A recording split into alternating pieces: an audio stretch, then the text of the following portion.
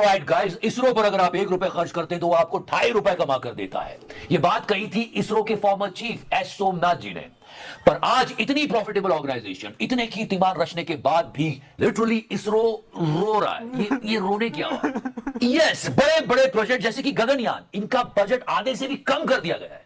100 से ज्यादा साइंटिस्ट और इंजीनियर छोड़ के जा रहे हैं। फॉर्मर चीफ आके बोल रहे हैं कि ये जो पॉलिसीज लाई है गवर्नमेंट, ये सही नहीं है। Unnecessary and unwanted interference from some quarters is really worrying. आज सब पर डिटेल में बात करेंगे क्योंकि इन्होंने इसरो को ना इस रो का रहने दिया है ना उस रो का रहने दिया है। चाहे या प्लीज सब्सक्राइब करो। लोग क्या क्या कह रहे हैं? मुझे भस्मासुर की उपाधि दे दी। अरे मोदी जी तो कुछ भी नहीं है, आपने जंतर मंतर पे नहीं सुना। पर बात अभी ये नहीं हो रही है, बात हो रही है हमारे प्राइड की, हमारे इसरो की। बहुत क्राइसिस में अभी, आपको पता है इतिहास में दर्ज है कि इसरो बनाने के लिए हमने क्या क्या संघर्ष नहीं किए, पर अब इसरो संघर्ष कर रहा है। वो इसरो जो पहले अटेम्प्ट में मून और मंगल पर चला गया, जिसने एक रॉकेट से रिकॉर्ड 104 सैटेलाइट लॉन्च किए, जिसने चांद पर पानी ढूंढ निकाला, उसी के साइंटिस्ट निकल रहे हैं। वो भी एक नहीं 100 से ज्यादा साइंटिस्ट और इंजीनियर्स, वो भी ग्रेड ए के।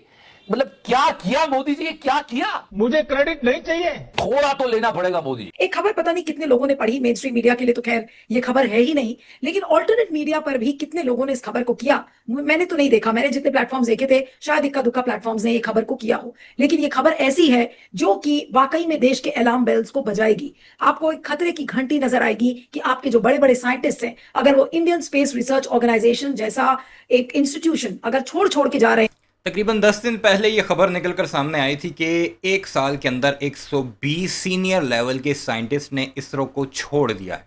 वो मैंने अपनी वीडियो भी एक बनाकर आपको दिखाई थी। लेकिन अब उसके साबिक जो हेड हैं वो भी मीडिया पर सामने आ गए हैं कि ये जो पॉलिसीज़ बनाई गई हैं, जिस तरह बजट कट किया जा रहा है इसरो का, इसरो मुकम्मल तौर पर तबाह हो जाएगी। और याद रहे ये वही इसरो है भारतीय जिसका हमें ताना मारा करते थे कि हम तो चांद पर पहुंच गए हैं, तुम कहाँ पर हो। वैसे ये स्पेस के जो चोंचले हैं ये अमीर मुल्कों के साथ ही अच्छे लगते हैं, पाकिस्तान हो, इंडिया हो जो कि गरीब है। भारत के तो 80 करोड़ लोग हुकूमती राशन पर पलते हैं। और आप अंदाज़ा लगाइए कि इसरो का एक बहुत बड़ा बजट था।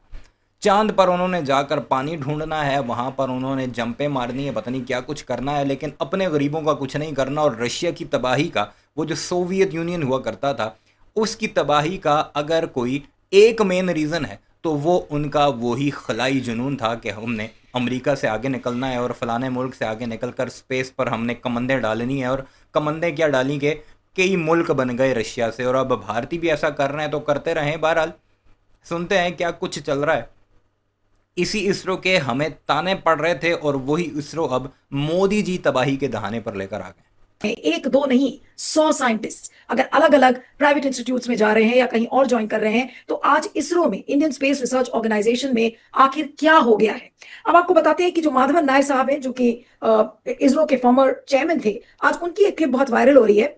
इनफैक्ट जिस समय मैं आपसे बात कर रही हूँ, इस समय वो टॉप ट्रेंडिंग सब्जेक्ट है, और इसको मैं आपको दिखाती हूँ। ये देखिए, ये टॉप ट्रेंडिंग सब्जेक्ट है। X ISRO chief warns of brain drain and bureaucratic interference. और उसके डिटेल्स क्या हैं? More than 100 scientist and engineers have left ISRO centres in Bengaluru, Thiruvananthapuram in recent months, drawn by better pay and quicker promotions in private firms like Skyroot Aerospace.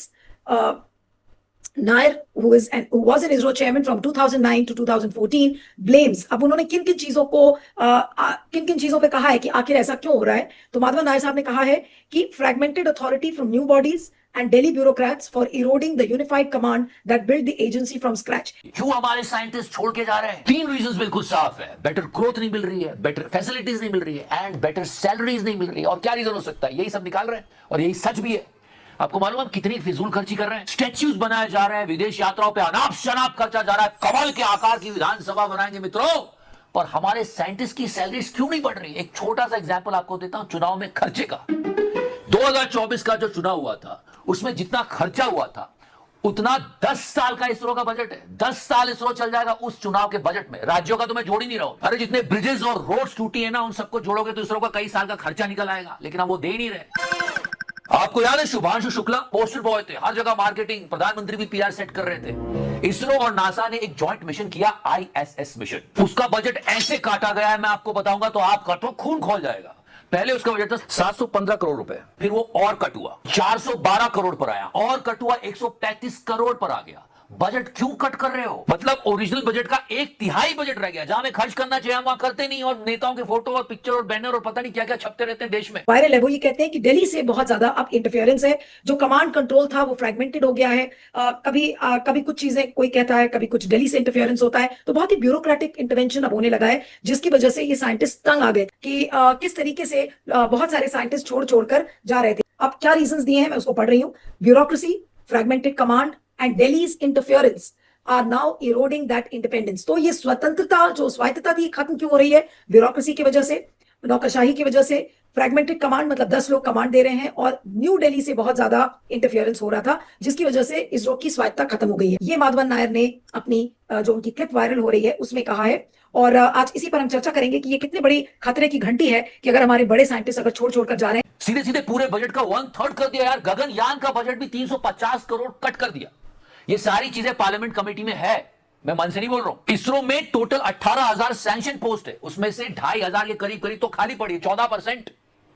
भर सब जाता है, रैलियों के मैदान भर जाते हैं, मैं जहां देख सकता हूं मुझे लोग ही लोग दिखते हैं, बाकी कुछ दिखता ही नहीं है। और इसरो में साइंटिस्ट नहीं भरे जाते मित्रों। हर चीज में भर भर के पैसा खर्च हो रहा है। लाडली बहन योजना का बजट इसरो से ज्यादा है, और जब इन्वेस्टिगेशन होता है तो पता चलता है कि लाडली बहना बनकर लाडले भैया पैसा उठा रहे थे। ऐसे देश पावरफुल नहीं बनता है। इसरो की चीफ ने खुद कहा है कि इसरो में ब्यूरोक्रेटाइजेशन हो रहा है। Unnecessary and unwanted interference from some quarters is really worrying. इसका मतलब कि इतने ज्यादा रूल्स, इतने ज्यादा लेयर्स और इतने ज्यादा अप्रूवल्स डाल गए कि एक छोटा सा डिसीजन भी लेना हो तो बड़े साहब से पूछने जाना पड़ता है।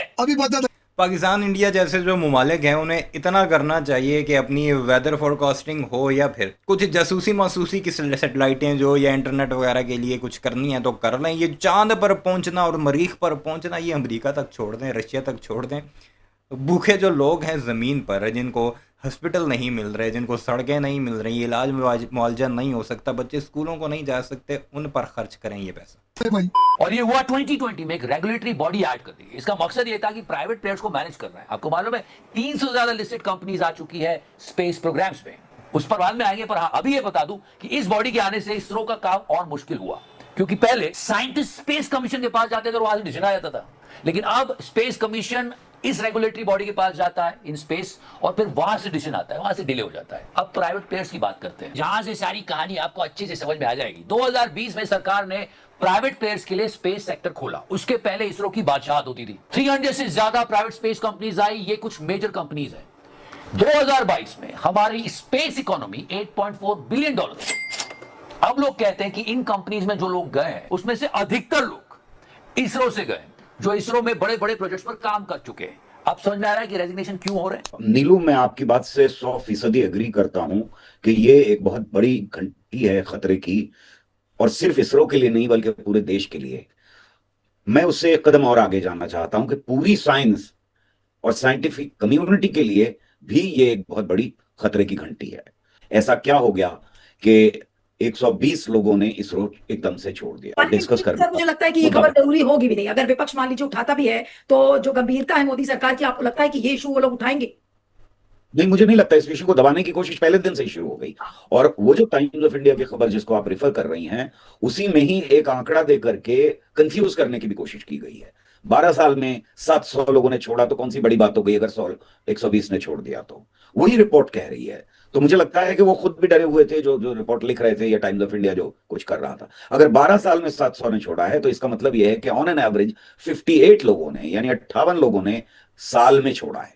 और यहां 3 महीने के अंदर 120 लोग छोड़ देते हैं, जिनमें से कहा जा रहा है कि UR राव, जिसका आपने अभी जिक्र किया, सैटेलाइट सेंटर से, जो बहुत इंपॉर्टेंट है इसरो के लिए, हमेशा से इंपॉर्टेंट रहा है। बिकॉज सैटेलाइट के बिना हम अगर प्रक्षेपण करते भी रहें तो कोई क्या फर्क पड़ेगा, लॉन्च जस्ट करते रहें, कोई फर्क नहीं पड़ेगा। That is one of the reasons। और जहां तक बात हो रही है हमारे स्पेस सेक्टर को प्राइवेटाइज करने की, और जब भी हम ये वर्ड सुनते हैं ना प्राइवेटाइजेशन, एकदम दुख दुख होने लगता है इंडियंस को। आपको लगता है कि वो आ रहे, कौन आ रहे? आ रहे, वो आ रहे, दोस्त आ रहे, चाहे मैं दोस्तों के लिए काम करता हूं। क्योंकि कई बार ये भी आरोप लग रहा है कि बड़ी बड़ी कंपनीज ऐसे बिड जीत लेती हैं और छोटे छोटे स्टार्टअप स्ट्रगल करते रह जाते हैं।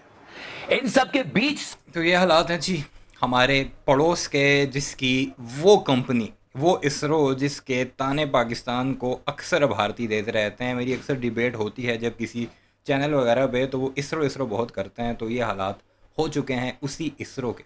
हम अपने वालों का तो कभी कह ही नहीं सकते कि उन्होंने ये किया तो वो किया। चाइना के लॉन्चरों के साथ हम अपना जो कुछ भेजना होता है और डब्बा डुब्बा भेज देते हैं। मज़े लगे हुए हैं इस पार्कों में बैठे हुए लोगों के, तो गिला क्या करना। जो भारत का एक कद्दावर इंस्टीट्यूट था उसके हालात भी मोदी जी ने यहाँ तक पहुँचा दिए हैं। आपकी क्या राय है कमेंट सेक्शन में ज़रूर बताइएगा। चैनल को सब्सक्राइब नहीं किया तो ऐसी वीडियोज़ के लिए उसे भी ज़रूर सब्सक्राइब कीजिए।